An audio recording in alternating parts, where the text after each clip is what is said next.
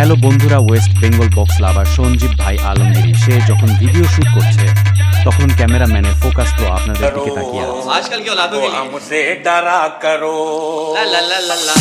আমি বক্স লাভার চলে এসেছি পুঁজিতে জল ঢালা উপলক্ষে পাওয়ার মিউজিক চারটা মাল নিয়ে ফিটিং চলছে এই মুহূর্তে। বা মিড ব্যাসের কাজ চলছে, মিডের ফিটিং চলছে।